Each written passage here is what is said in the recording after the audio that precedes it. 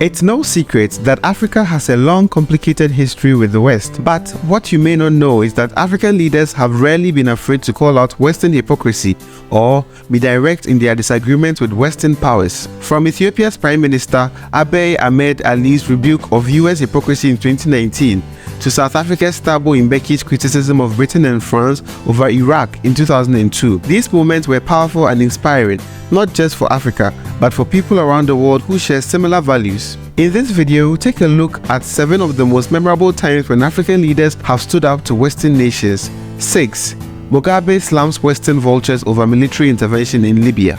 Robert Mugabe, former president of Zimbabwe, took a hard stance against Western nations on multiple occasions. In 2011, he fiercely criticized the military intervention in Libya, stating that Africa does not need intervention by vultures. He argued that the people should be able to decide on their own future and criticized those who have hidden agendas in their foreign policy. This speech was made at an African Union platform and received worldwide attention. Mr. Mugabe's criticism of Western powers further extended his already strong anti-imperialist perceptions and reinforced his idea that colonial powers have no right to impose their will on other countries, sparking many reactions from African and Western nations alike. It was an example of how African leaders are not afraid to express their opinions on issues they feel strongly about and entailed a powerful message to the West that Africa is ready to take its own stance in international affairs without any external interference from interested parties. On our own behalf, and on behalf of SADC, as indeed on behalf of the African Union, that must never happen. 5. Museveni Blasts West for imposing homosexuality on Africa. Do you remember when Ugandan President Yoweri Museveni took the world by storm for his speech regarding homosexuality? He condemned the West for glorifying homosexuality while emphasizing his own country's strong stance against it. Museveni accused the West of arrogance and imperialism, noting that they were imposing their values on African cultures.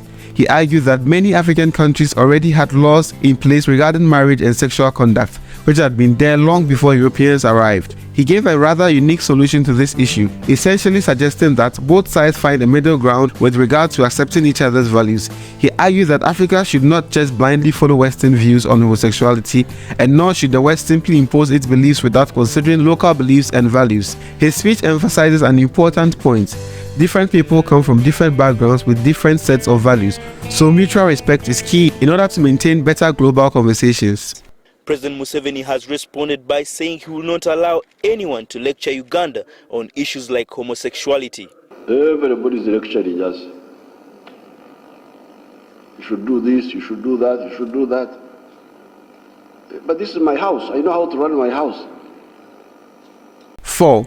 Mbeki accuses West of sabotaging Zimbabwe's economy. It's hard not to be impressed by the fiery passion of former South African President Thabo Mbeki when he addressed the 2004 United Nations General Assembly. He certainly wasn't in the mood to mince his words when it came to Western countries' sabotage of Zimbabwe's economy.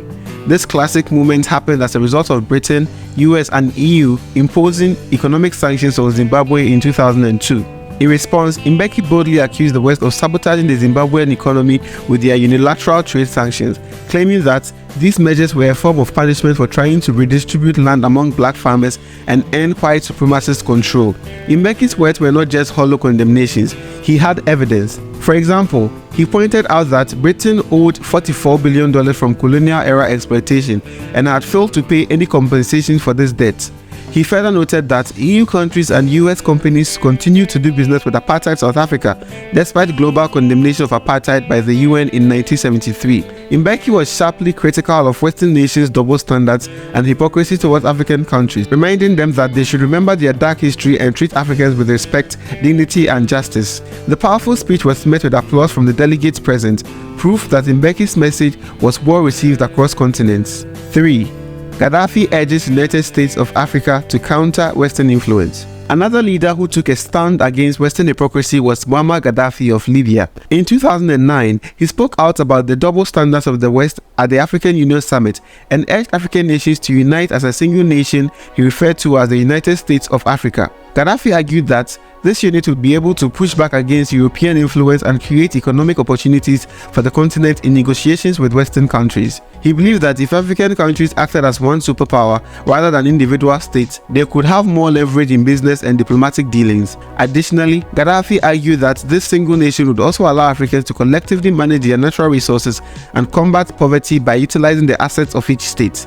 This idea was met with a quick backlash from Western countries, who claimed it was nothing more than an attempt by Gaddafi to expand his own power. However, despite strong opposition from Europe and elsewhere, 11 countries agreed to sign on to Gaddafi's plan, and even today, the concept of a United States of Africa remains relevant in discussions around African independence. 2. Magufuli slams Western donors for imposing unnecessary conditions. One of the best moments when African leaders have called out Western nations for their hypocrisy occurred in 2018 when Tanzania's President John Magufuli reminded the world of the double standards they held between developing and developed nations. While speaking at the United Nations, President Magufuli pointed out that it was up to Africans to take control of their own development rather than relying on the help from foreign donors. Magufuli criticized Western donors for imposing unfair conditions on African countries in order to receive aid, saying, "We need assistance, but this should not be a disguise for interference in our internal affairs. Our development should be African-led and Africa-owned." His remark was a direct response to how Western donors often impose their own agendas and policies on African countries in exchange for aid, as well as attach strings to financial assistance from international agencies like the World Bank and African Development Bank. These strings can include demand for privatization of public services, cutting down of government subsidies, and even control over budget allocations. It's clear from Magufuli's strong stance that foreign aid should be provided respectfully, with respect to the autonomy of African governments and without imposing unnecessary conditions. 1. AlBashir dismisses ICC charges as Western tool against Africa. On June 16, 2008, the then president of Sudan, AlBashir, bluntly dismissed International Criminal Court charges against him as a Western tool against African nations. He is quoted saying, "The ICC is a political instrument used by the West against Africa. The ICC is a political instrument used by the West against Africa," he proclaimed in a speech at the African Union Summit. He accused the US of hypocrisy for accusing African nations of genocide when it itself had created Guantanamo Bay and Abu Ghraib. Any person from any other country that commits crimes, or any person from America commits crimes and is never held accountable or brought before a court or charged, AlBashir stated. He concluded by cautioning other leaders to beware of the ICC's influence and recognize that they are being used against them. It was an incredibly bold moment as AlBashir addressed members of his own continent about such an important matter. It's apparent that African leaders are justifiably tired of the double standards and hypocrisy practiced by Western powers, and these 6 moments show the strength and courage of African nations and their leaders, unafraid to stand up for what's right in the face of colonial powers. What's more, these leaders serve as reminders that unless we face our past, call out our current leaders, and really dig deep into the unjust economic and political actions Western leaders have taken, then nothing will truly change. It is our responsibility as citizens of the world to take a stand against oppressive policies, and hopefully the words of these African leaders can serve as motivation to fight for what we believe in and a better future for all. Now that we've explored some powerful moments when African leaders voiced their concerns over Western leaders' perceived hypocrisy, let's shift our focus to another captivating topic. In the video on your screen, we delve into the lives and legacies of the 6 most influential African leaders, from their groundbreaking achievements and contributions to their respective countries and the continent at large. These leaders have left an indelible mark on history. We hope you watched that video and leave inspired. Thank you for watching, and we'll see you next time.